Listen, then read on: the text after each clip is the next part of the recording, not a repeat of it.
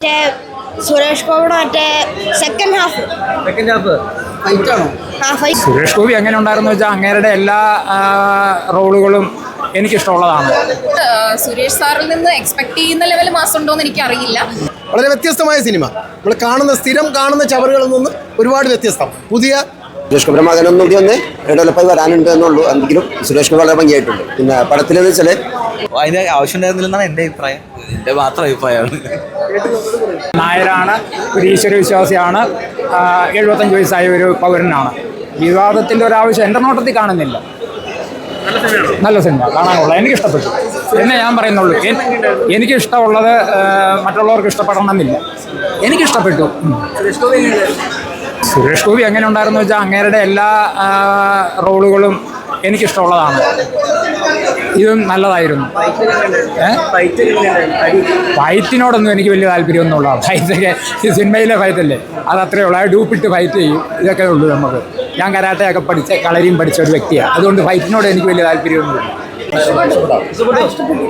ഏറ്റവും കൂടുതൽ ഇഷ്ടപ്പെട്ട ഏത് സീനായി കയ്യടിക്ക്?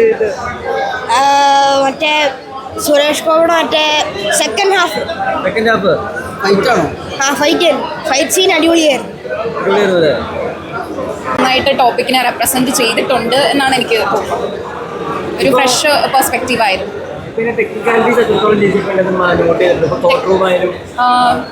അങ്ങനെ ചോദിച്ചു കഴിഞ്ഞാൽ എന്താ ടെക്നിക്കാലിറ്റീസ് എന്ന് ഉദ്ദേശിക്കുന്നത് എന്താ? അതെ. പിന്നെ ആർട്ടിക്കിൾസിനെ കുറിച്ചൊന്നും എനിക്ക് അറിയില്ലല്ലോ, ഞാനൊരു വക്കീലല്ലല്ലോ. പക്ഷേ നമ്മൾക്ക് ആ ആർട്ടിക്കിൾസിനെ കുറിച്ച് പറയുമ്പോഴും അതിൻ്റെ ഡീറ്റെയിലിംഗ് തരുമ്പോഴും നമുക്ക് കാര്യങ്ങൾ മനസ്സിലാവുന്നുണ്ടായിരുന്നു. അതായത് സാധാരണക്കാർക്കും മനസ്സിലാവുന്ന രീതിയിലാണ് നിയമങ്ങളെക്കുറിച്ചും കാര്യങ്ങളെക്കുറിച്ചും പറഞ്ഞിരിക്കുന്നത്. ഉണ്ട്.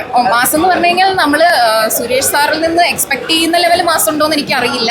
കാരണം അതിനെ എത്രത്തോളം ഡ്രാമ മാറ്റി നിർത്തി വിഷയത്തെക്കുറിച്ച് പറയാനാണ് സിനിമ കൂടുതൽ ശ്രമിച്ചിരിക്കുന്നതെന്നാണ് എനിക്ക് തോന്നിയിരിക്കുന്നത്. എന്ന് വെച്ച് ഒരു ഞാനത് പറഞ്ഞു കഴിഞ്ഞാൽ ചിലപ്പോൾ അതിനി കാണാൻ വരുന്നവർക്ക് ഒരു ബുദ്ധിമുട്ടാവുമെന്ന് എനിക്കറിയില്ല. പക്ഷെ അത്യാവശ്യം ഒരു ആക്ഷൻ സീനുകളൊക്കെ ഉണ്ട് എല്ലാവരുടെയും. ഒരു അതെ ആളുടെ കുറേ നാൾ കൂടിയാണ് മലയാള സിനിമയിലേക്ക് വരുന്നത്. അപ്പോൾ നല്ലൊരു സ്ക്രിപ്റ്റ് സെലക്ഷൻ തന്നെയായിരുന്നു. അഭിനയിച്ചിട്ടുണ്ട്. അതിൽ പടം സുരേഷ് ഗോപിയുടെ മകനൊന്നും കൂടി ഒന്ന് ഡെവലപ്പായി വരാനുണ്ട് എന്നുള്ളൂ. എങ്കിലും സുരേഷ് ഗോപി വളരെ ഭംഗിയായിട്ടുണ്ട്. പിന്നെ പടത്തിലെന്ന് വെച്ചാൽ പടം കുറച്ച് വൈകിയിട്ടുണ്ട്. ഷൂട്ടിങ്ങൊക്കെ 2-3 വർഷത്തോളം എൻ്റെ ഷൂട്ടിങ് നടന്നിരുന്നു. അപ്പോൾ അതിൽ അനാവശ്യമായിട്ടുള്ള പൊളിറ്റിക്സ് കയറി വന്നിട്ടുണ്ട്. അപ്പോൾ അതിൻ്റെ ഒരു വിമർശനങ്ങളൊക്കെ ചിലപ്പോൾ അടുത്തന്നെ ഉണ്ടാവാൻ സാധ്യതയുണ്ട്. അങ്ങനെയുള്ളത് മാത്രമേ ഉള്ളൂ. മറ്റുള്ള കാര്യങ്ങളൊക്കെ വളരെ ഭംഗിയായിട്ടുണ്ട്. ഇൻവെസ്റ്റിഗേഷനൊക്കെ അടിപൊളിയായിട്ടുണ്ട്. പടം ഇതിലോ എന്താണ് സാറിൻ്റെ കാര്യം പറയണ്ടല്ലോ, അദ്ദേഹം വളരെ മെച്ചപ്പെട്ട രീതിയിൽ തന്നെയാണ് പെർഫോം ചെയ്തിരിക്കുന്നത്. അദ്ദേഹത്തിൻ്റെ മകനും എല്ലാവരും, ആരെയും ഒരാളെയും നമ്മൾ കുറ്റപ്പെടുത്താൻ പറ്റില്ല. എല്ലാവരും നന്നായിട്ട് അവരവരുടെ വേഷം നന്നായിട്ട് ചെയ്തിട്ടുണ്ട്. നല്ല സിനിമയാണ്.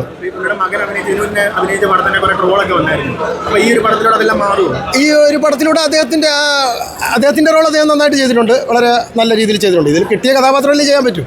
ആ കഥാപാത്രം നന്നായിട്ട് ചെയ്തിട്ടുണ്ട്. വളരെ മെച്ചമാണ്. അദ്ദേഹത്തിന് ഭാവിയുണ്ട് സിനിമയിൽ, മലയാള സിനിമയിൽ ഭാവിയുണ്ട്. അതെ തുടരും, മലയാള സിനിമയിൽ തുടരും. നന്നായിട്ടുണ്ട്.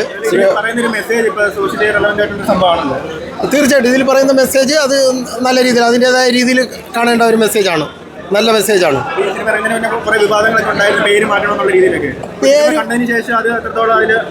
ആ പേരും ഇതുമായിട്ട് ഒരു സാമ്യമില്ല. പേര് മാറ്റണമെന്ന് പറഞ്ഞാൽ എന്തിനാണെന്നുള്ള ഒന്നും പിടികിട്ടുന്നില്ല. കാരണം പേരും ഇതുമായിട്ട് ഒരു ബന്ധമില്ല. ഇല്ല സിനിമയായിട്ട് കാണണ്ടേ. അല്ലാതെ ഇതിൽ ജാനകി എന്നുള്ള പേര് ആ കുട്ടിക്ക് ഉണ്ടെന്ന് വെച്ചാൽ ആ കുട്ടി ഇതിൽ തെറ്റുകാരിയല്ല. ആ കുട്ടിയെ തെറ്റുകാരിയായിട്ട് കാണിക്കുന്നില്ല. അപ്പോൾ ആ കുട്ടിക്ക് സംഭവിക്കുന്ന ഒരു പ്രശ്നത്തെയാണ് ഈ സിനിമ ഇങ്ങനെ പറയുന്നത്. അപ്പോൾ അതൊരിക്കലും അങ്ങനെ പറയാൻ പറ്റില്ല. സിനിമ വളരെ നല്ല സിനിമയാണ്. നമ്മൾ കണ്ടിരിക്കേണ്ട സിനിമയാണ്. TV യിൽ വരുമ്പോൾ കണ്ടാൽ പോരെ, തിയേറ്ററിൽ വന്ന് തന്നെ കാണേണ്ട ഒരു പടമാണ്. നല്ല പടമാണ്. അദ്ദേഹത്തിൻ്റെ മാസിനെ പറ്റി നമ്മൾ പറയണ്ടല്ലോ. അദ്ദേഹം വളരെ ഗംഭീരമായിട്ട് തന്നെ തൻ്റെ വേഷം ചെയ്തിട്ടുണ്ട്.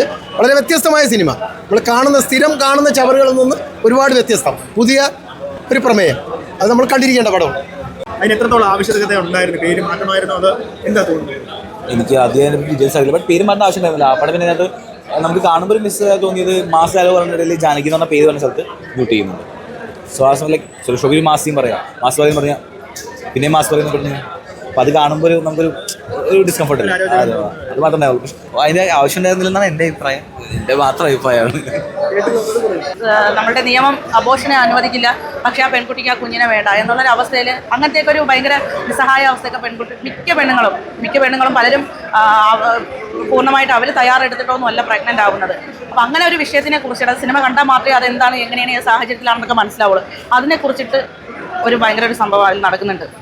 അതെനിക്ക് ഭയങ്കരമായിട്ട് ഇഷ്ടമായി. കാരണം ഞാൻ ഉൾപ്പെടെ ഇപ്പോൾ ഇങ്ങനെ ഒരു സിനിമ വന്നപ്പോൾ ഞാനിതിപ്പോൾ പുറത്ത് പറയുന്നു എന്നതുൾപ്പെടെ, പക്ഷേ ഞാൻ എൻ്റെ കുഞ്ഞിനെ പൊന്നുപോലെ കൊണ്ടു നടക്കുന്നു, നോക്കുന്നു, ഇത്രയും വർഷം അവനെ വളർത്തി. പക്ഷേ അതിലുപരി ഒരുപാട് സ്ത്രീകൾ ചിലപ്പം പഠിക്കാനായിട്ടോ ജോലി കാര്യം കൊണ്ടോ അവരുടെ ഹെൽത്ത് എന്തെങ്കിലുമൊക്കെ കാരണം കൊണ്ടോ പക്ഷേ പ്രഗ്നൻസി അവർ ആഗ്രഹിക്കാനായിട്ട് പോലും അവർ കൊണ്ടു നടക്കേണ്ട അവസ്ഥ വരുന്നുണ്ട്, പ്രസവിക്കേണ്ട അവസ്ഥ വരുന്നുണ്ട്. അതിനെക്കുറിച്ചിട്ട് ഇത് ഭയങ്കരമായിട്ട് പറയുന്നുണ്ട്.